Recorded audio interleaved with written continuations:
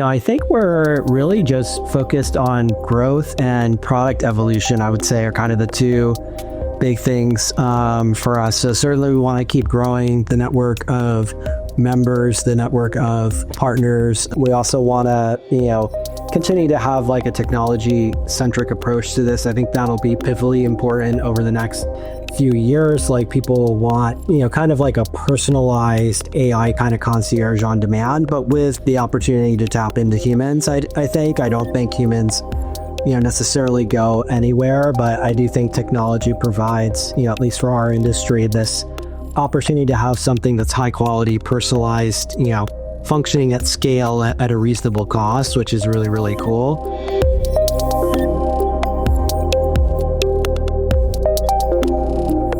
Welcome back to the One Away Show.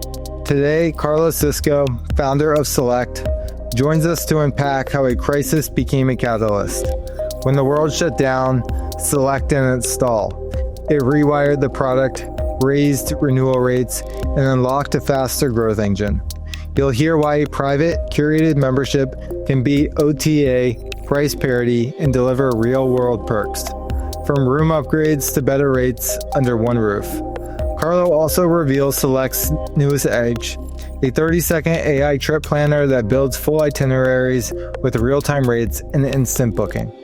We'll trace his path from college mega events to Groupon Japan to Select's first million in ARR, and how those lessons now fuel a breakout investment syndicate and an ambitious card strategy. Stay with us. By the time we reach chapters on Gen Z, wellness, and what an IPO-ready membership looks like, you'll see how a lifestyle platform can evolve into something much bigger. Let's dive in.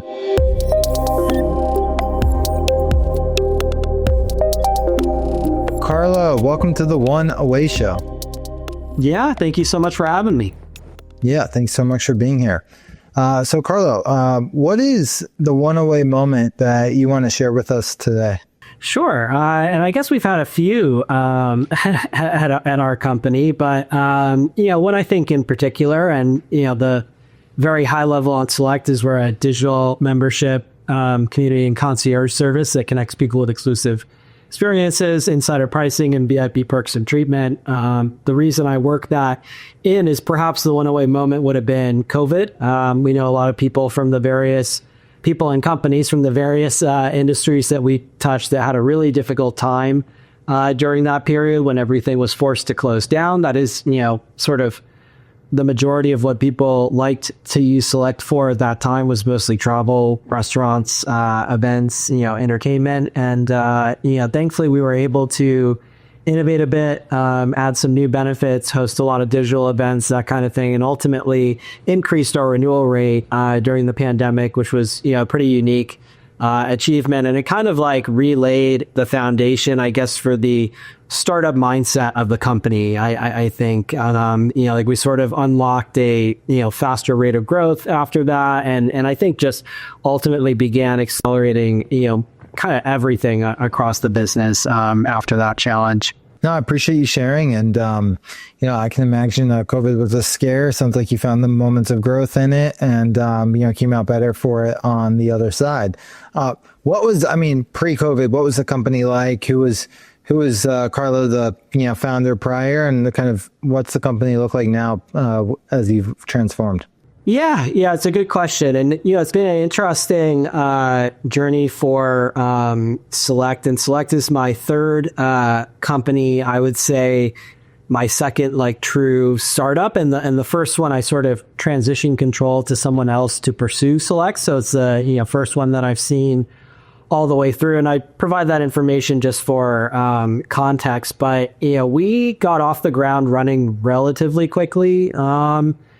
Sort of within the first 18 months, we were able to get past like $1 million ARR, which is kind of like a key benchmark for initial success. So that was kind of cool. And that's the, 18 months after beta. I guess it'd be close to 2 years if you included a brief beta period. But, still overall pretty fast growth, pretty strong business from the jump to, it's a membership model. So people pay an annual fee for access. They have to apply in order to be accepted to pay that fee. But then they get access to all the different benefits that we have on an unrestricted basis. And early days, I think we did a pretty good job of building a brand, marketing, telling our story. But we were kind of learning as we went. Like I remember when our first big growth curve happened, we didn't really have a proper CRM system. So that took like a little bit recalibration to get that up and running. And I think you learn, a lot as you go when you have a real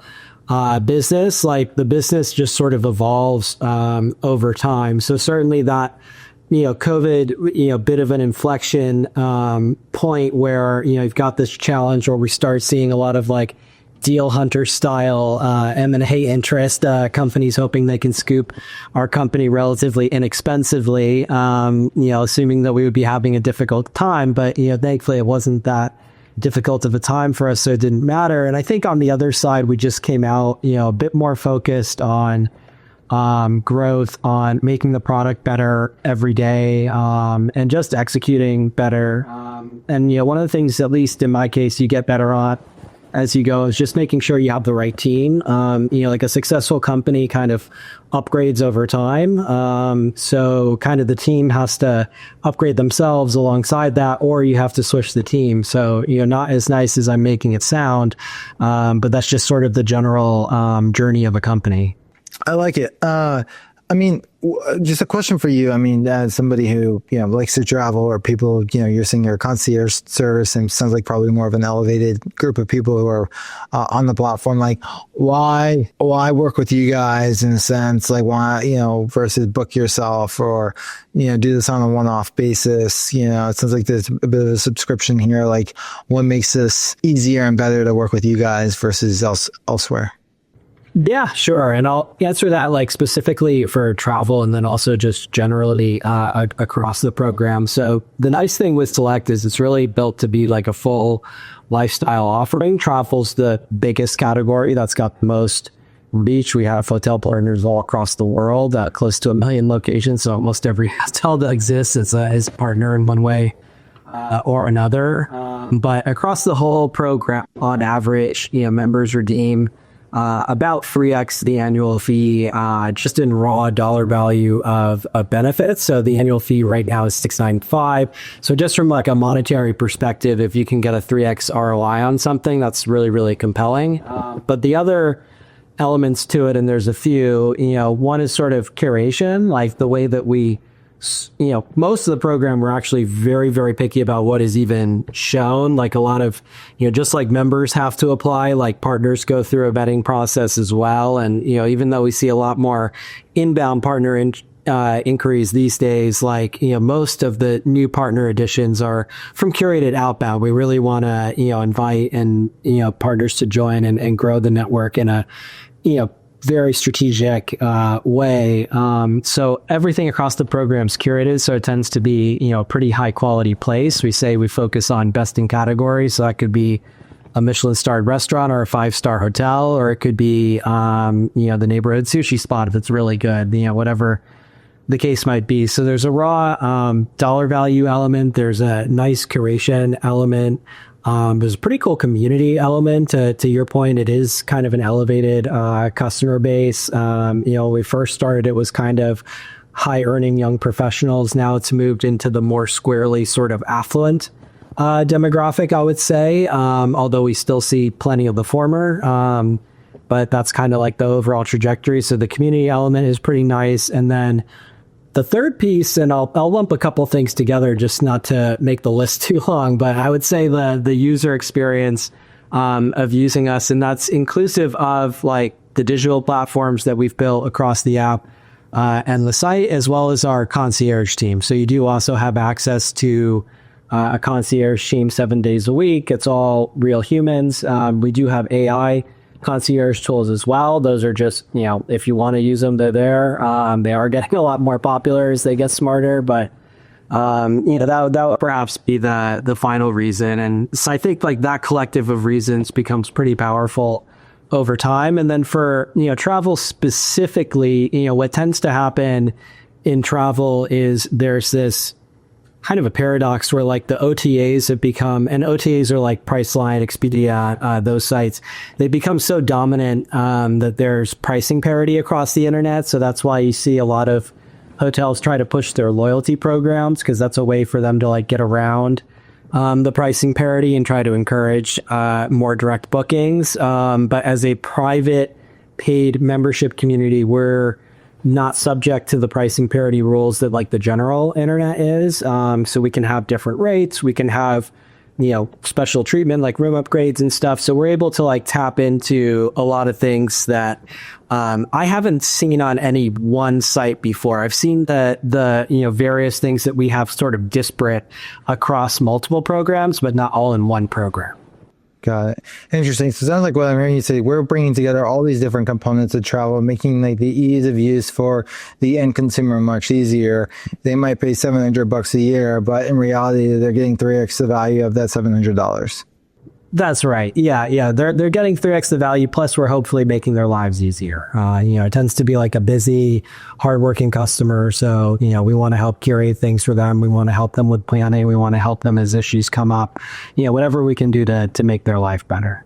Got it. So, let's just to walk me through. I sign up for you. I'm just curious. Actually, the more we go, and then I want to come to why you care about all this stuff. But I'm a user, and I pay you your $700 fee, and I'm ready to go on a trip. Give me the 60-second walkthrough of how it works. Yeah, and it really depends on the user. It depends on how you want to do it. So you could search hotels yourself. You can instantly book yourself straight through the app, straight through the site.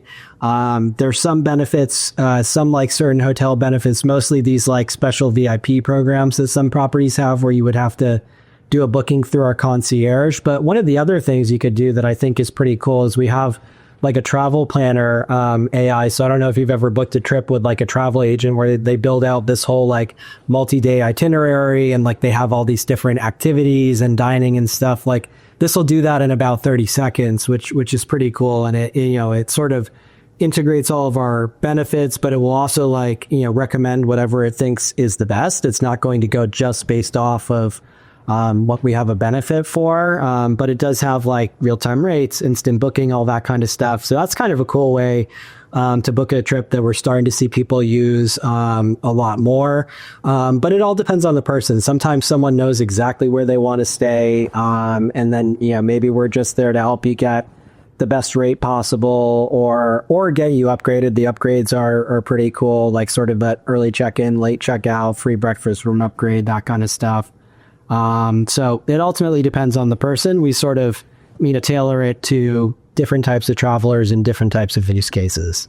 Yeah, super cool. I mean, it seems like you really thought through an curated experience, and through the people you're serving, how you're serving them, and how you do it in a differentiated way. And I haven't heard of a subscription travel platform for $700 a month. So it seems like you're or $700 a year. I'm sorry, and then obviously, yeah, I got it. Cool. Now, enough to drill you on business questions. Why do you care about this? How did you even get into this in the first place?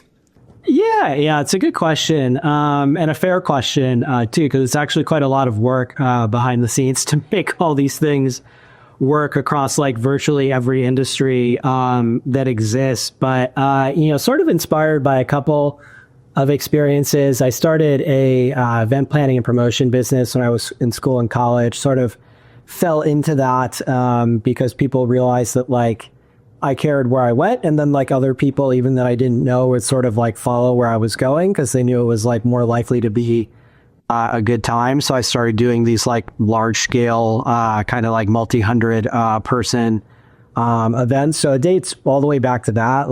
In my free time, I don't want to waste it. I don't want to go to a bad restaurant. I don't want to go to a crappy night out or a lame event. I want to go to something that's interesting, that's cool, that's, the place to be, or what have you. And, kind of the bigger reason I saw this more when I was at Groupon. So I helped build Groupon in Japan, is I just felt like there was a huge demand for a new way for businesses and customers to connect. And, it seems like the correct way to do that wasn't sort of the model of the day, which was like the daily deal model. It was, be better suited, at least for like premier customers and premier businesses, to have it on a membership model, that actually encourages loyalty, lasting relationships between customers and businesses.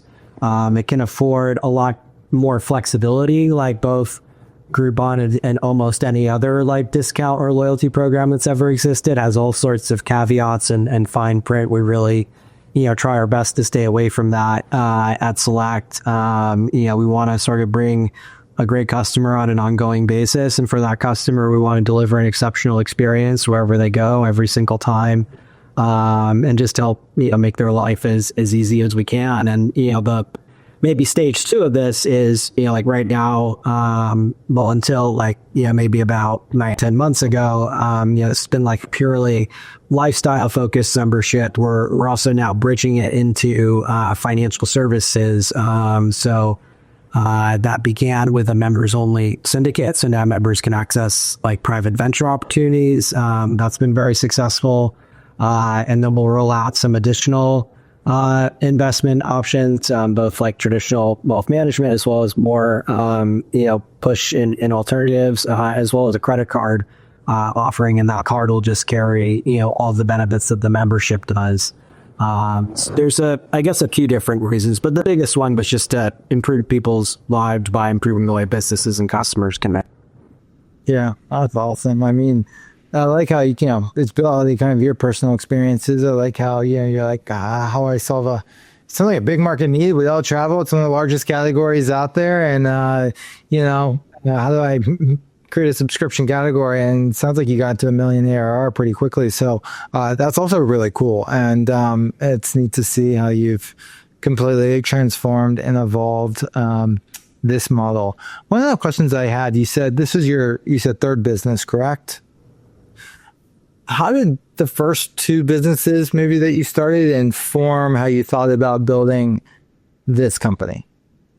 Sure. Yeah. The very first one I had was this events company in college, which I just sort of fell into. It was like a fun thing to do during school. I had, different positions across finance while I was doing it. So it was really just kind of a fun side thing. But that said, like it was a good learning experience because I got to work with a lot of like venue owners or marketing directors. And I was in school in Miami. So some of these venues are, doing 8 figures a year, some of them like mid to upper 8 figures a year. So they're some of the most successful in the country. So it was a great experience from like a negotiation standpoint, marketing standpoint, and like some little underpinnings that carried over to Select as well. For example, one of the things that made some of the events a lot more popular is we would, this is like pre-Uber days. So we like built in transportation. We had like buses that would shuttle people and stuff like that. So that helped, make the events bigger because we just sort of like took care of everything from A to Z. So that, like it informed a lot of the, like, I would say like raw core, like business elements, negotiation, marketing, making things easy, packaging things. And then the first startup experience, kind of the biggest thing there was just really learning how a technology company works, getting past the sort of engineering learning curve, which look now is going to be much easier for folks with AI. It's getting much easier to build sites and apps and any sort of technology company. But back then that was not the case. So you got to figure out, do you want, like your own engineers? Is it something someone can do part-time? Do you want to hire a firm? What are the pros and cons of all of these different strategies? What's going to make the business work? Et cetera, et cetera. So I think a lot of the learnings from that one were really, stemmed around like how to build a team, how to build a technology company, and then a little bit fundraising. You learn a little bit about fundraising, but, certainly learned a little more, about that with Select because we had, multiple types of investors, involved over the years. Yeah, that's awesome.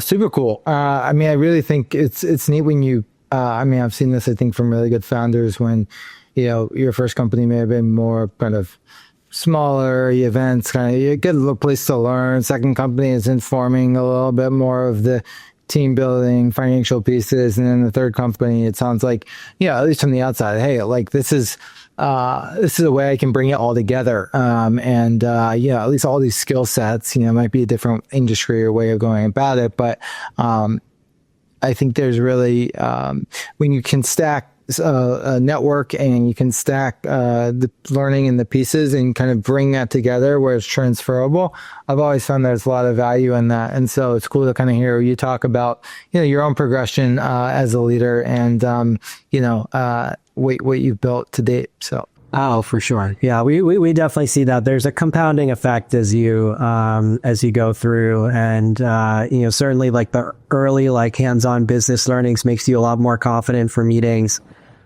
in the future. For example, and then like I'm seeing almost like the pinnacle of this with Select right now with the syndicate, where it's kind of like all my greatest skills combined into like one thing, and it's just led to like something that's much different than we expected in a positive way. Not that we didn't expect it to be positive, just becoming more so than anticipated. Yeah, totally. It makes a lot of sense.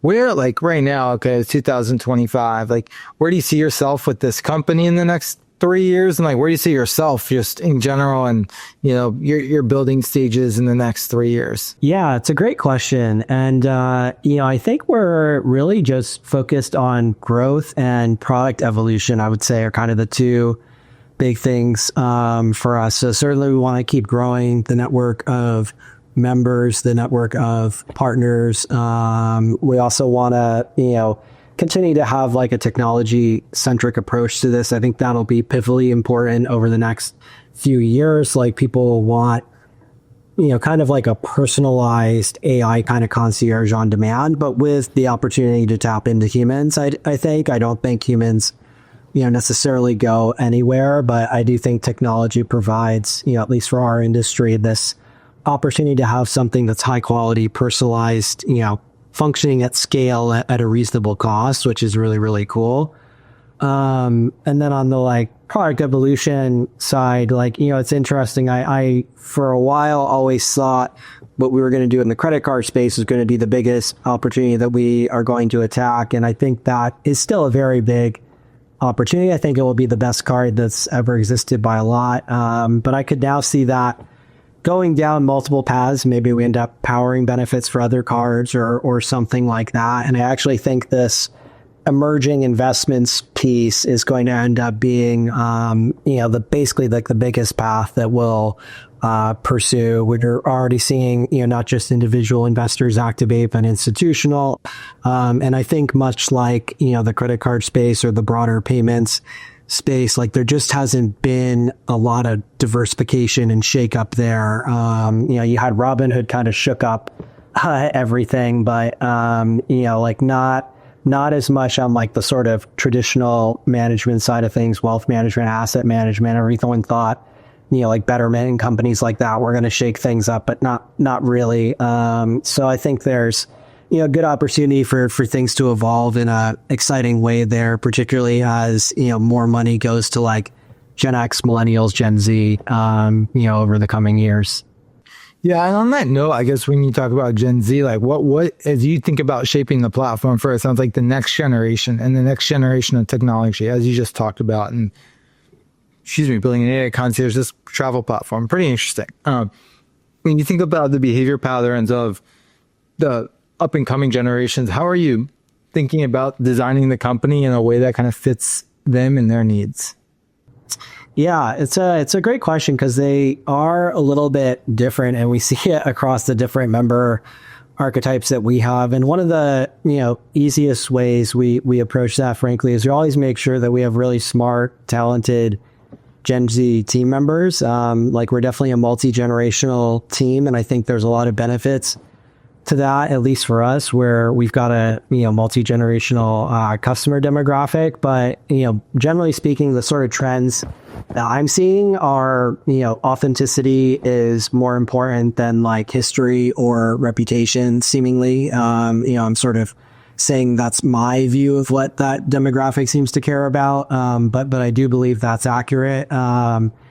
they're pretty picky sometimes about a user experience in a good way, where I think they just want it to be really efficient and easy. So they're actually great for kind of QA testing. They'll be able to call out anything that could be better, should be better, that kind of thing. And I think they're going to be more active. Like sort of when I say on the investment management side of things, it's sort of like the Robin Hood generation, where like these people grew up like sort of having stocks and sort of at least dabbling.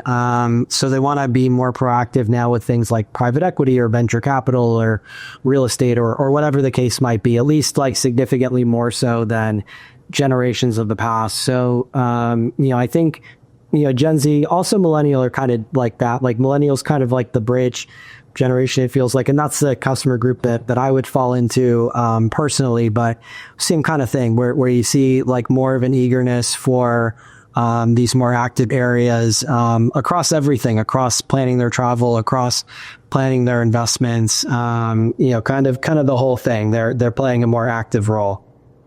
Yeah.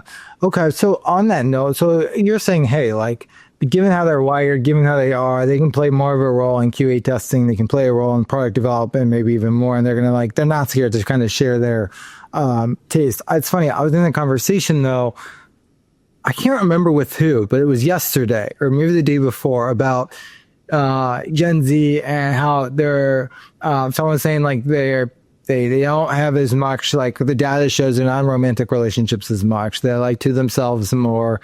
Does that mean they're like more prone for solo travel, or does it just mean they're homebodies and stay in more? Like any, I'm just curious how you're even thinking about that, because in a kind of a weird way, you kind of have to, the way you think about your product and your markets, et cetera, and per who you're talking to, it's kind of got to match kind of behavior patterns. Like older people might want the cruise around like the rivers in Italy or wherever you do it, but the Gen Zers might want to like go in Scandinavia and like screw around. Like it's like really interesting how you probably think about this and who you're targeting. So I'm just curious about like how you think about product design of trips from this perspective. Yeah, no, it's a great question. Thankfully, everybody likes travel, and you're right, Gen Z, like the trips might look a little different in some cases. Like I think they're perhaps more open to solo travel than other generations. But I think as they like get older, get married, that kind of stuff, you'll see a lot more like family and group travel.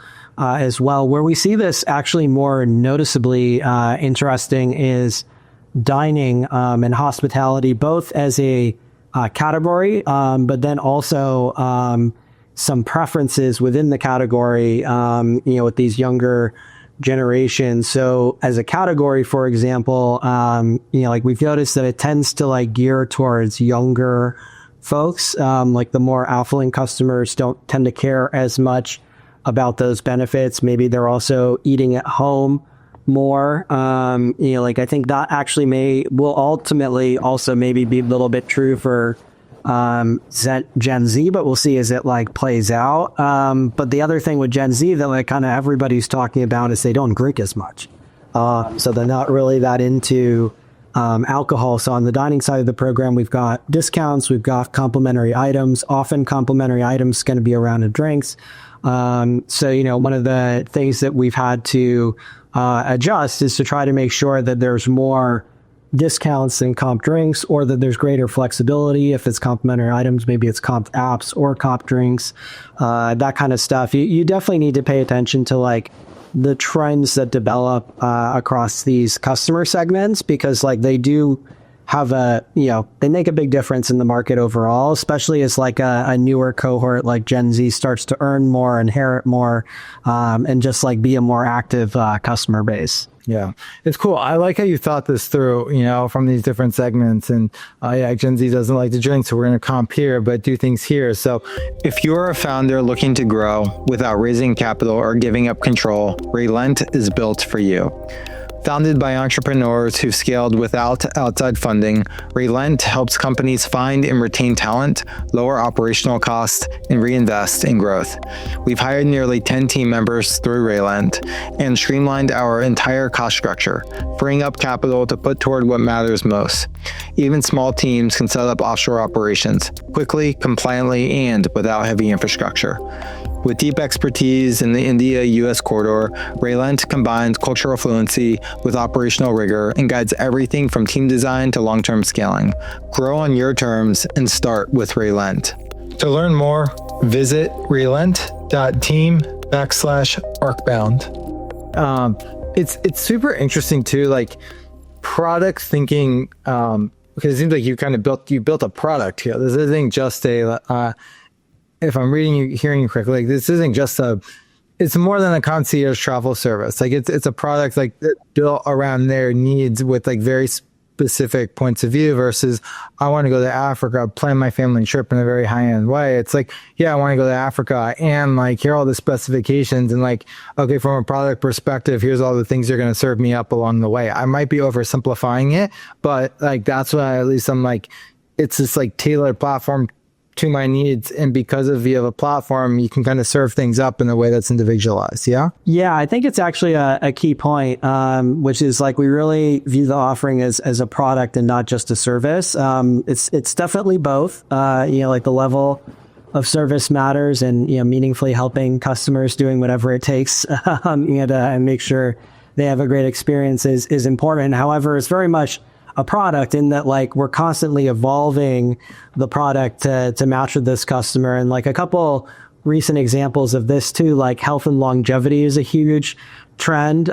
We've always had like fitness brands as partners and things like that, some brands in the health space, but now we're making a more aggressive push in this direction because it's something that we're seeing like a significant customer interest in and across age groups. So that's like a kind of cool example of it. And then we saw it a bit too with the syndicate, where there's like a generational sort of, like increased interest in alternative investments. So that's part of why that ended up being a little bit more popular. It's also combined with like a market condition. Both of these actually, like the market condition for the syndicate is companies stay private longer, they get harder and harder to access.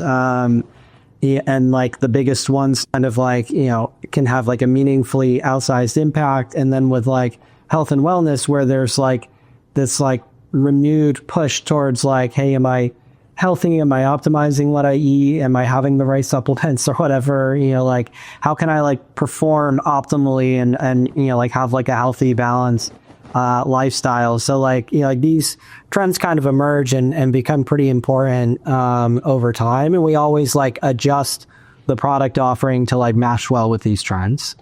Yeah, I like it. I like it a lot. It's super cool, man. I mean, I've been, it's interesting. Since we had our first conversation, I've been thinking about how little I travel, because I feel like all I've done is work the last 6 years, and I'm not proud of it. That's not like a badge of honor. I just maybe haven't gotten to the point where I can just take off and be wherever with whoever I want to the way I want, even though San Francisco feels like a vacation with the way it feels and the ambition of the people. So it's probably perfect for me. But to like do, if I want to take off to Argentina and like have a good time, like whatever, it's like, it feels like you're really catering in the way you're thinking about the design of this to, the users. And again, we're probably making it super, I'm dumbing it down, but I like the thought that you've put into it. It's super clear what you're trying to do and what you are doing. Just curious, you said it's hit 1 million ARR earlier. Where's the business now? Like, and where do you see like, if you don't mind me asking, like financially over the next, like what's your long-term goal with it? Yeah, sure. It's a great question. I can tell you, it's certainly a multiple of that now. Like we did have a period where we kind of like hovered around that range for a bit. So kind of like grew very quickly. Then we had to like test, iterate, get a lot of the core metrics to improve. And now it's sort of, been growing like sort of like 50% ish year over year for a few years. So it's definitely a multiple of that number today. And, ultimately it depends on how far we want to take it. A business like this, you get a lot of acquisition interest over the years. A lot of companies would like to have a platform like this, and it's very, very difficult to build. Most kind of fail trying, no matter how big they are.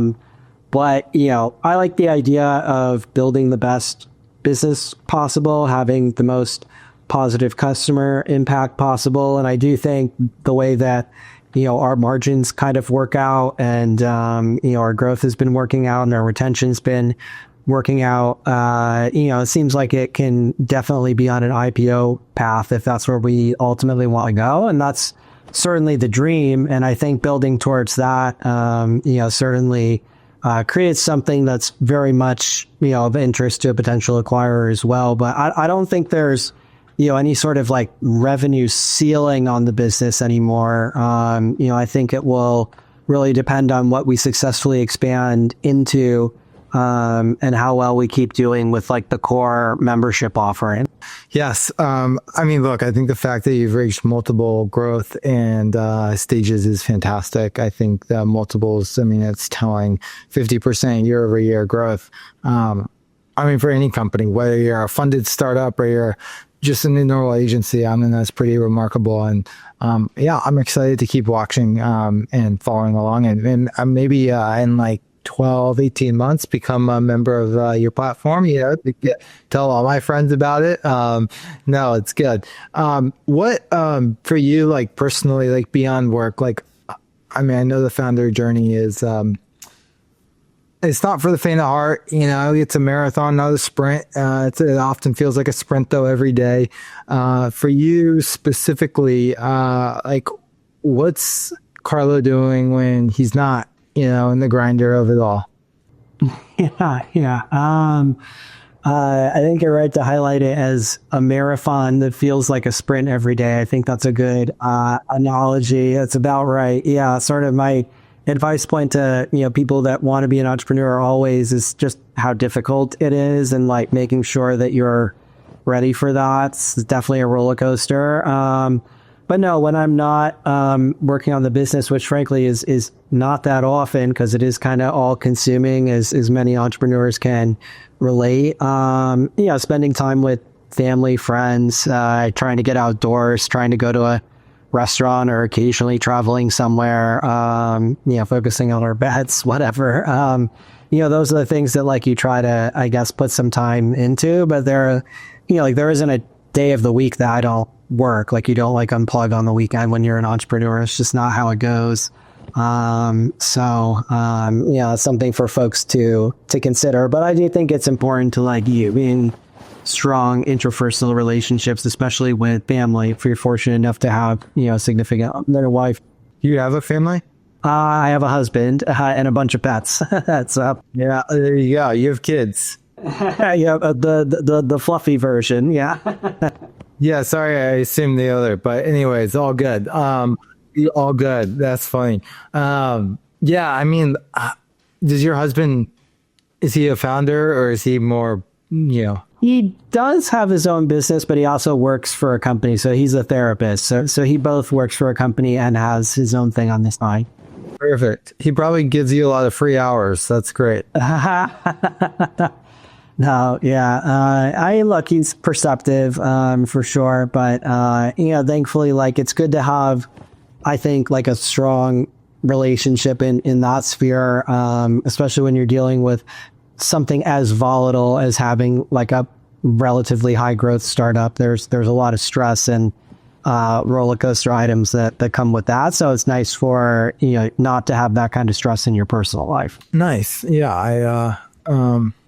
It's weird, I'm not found a partner or a wife on my front, but it's interesting, right? Like, I've been thinking about, and this is about you, but I'm just kind of spitballing. It's like the idea of like working with a partner in like a business relationship is like kind of terrifying because that's risk.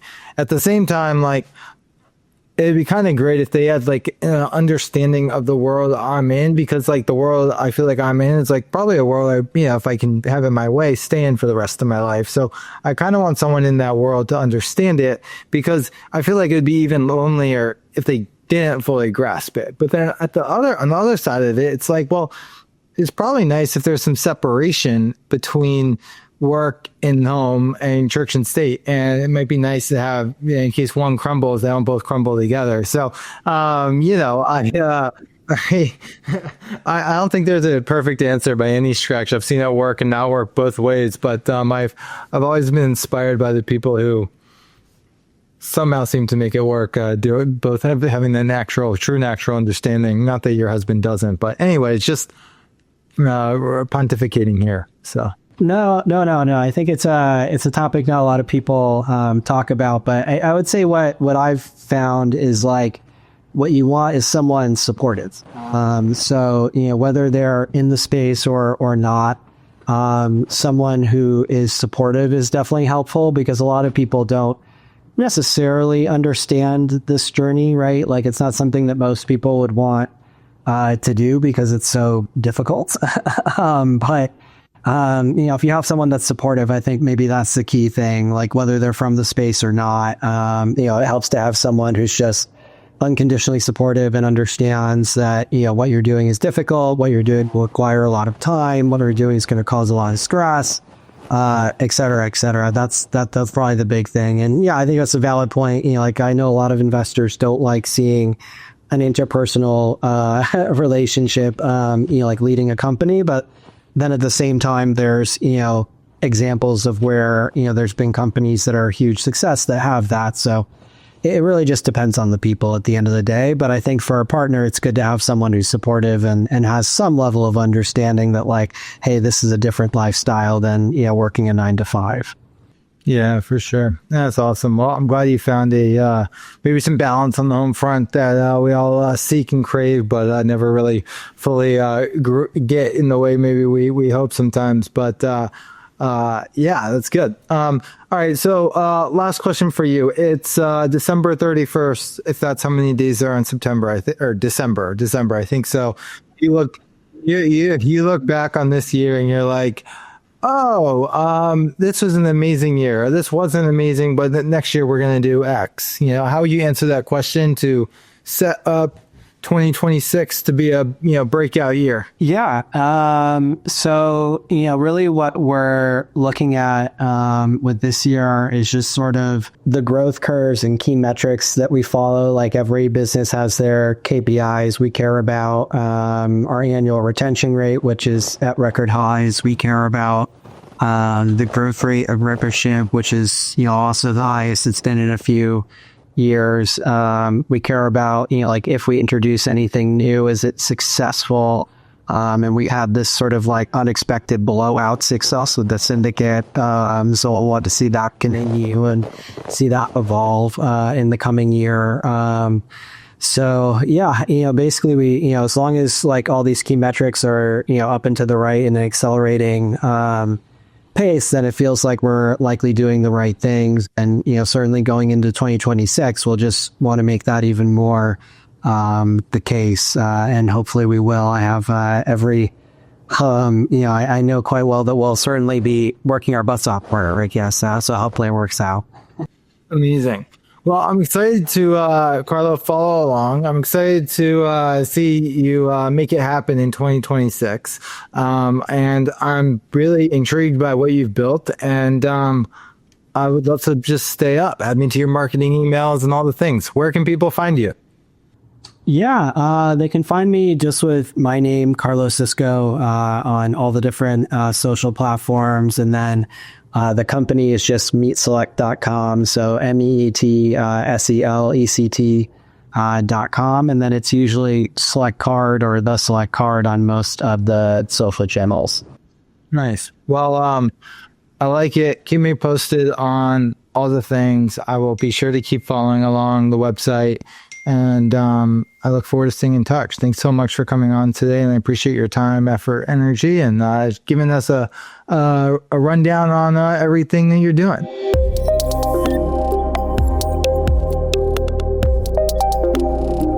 That's Carlo Cisco, showing how a membership built on curation, community, and concierge can thrive when conditions get tough. We explored the mechanics behind Select's 3x ROI on a $695 fee, the pricing parity advantage of a private program, and the 30-second AI planner that removes friction from travel.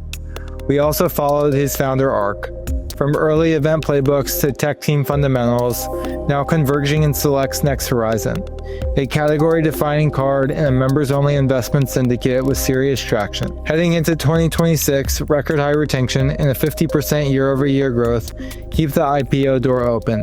But the real through line is product evolution tuned to member behavior, taste for authenticity, non-alcoholic perks, and wellness included. If today's conversation resonated, leave us a review and share the episode with a friend who loves building or traveling better.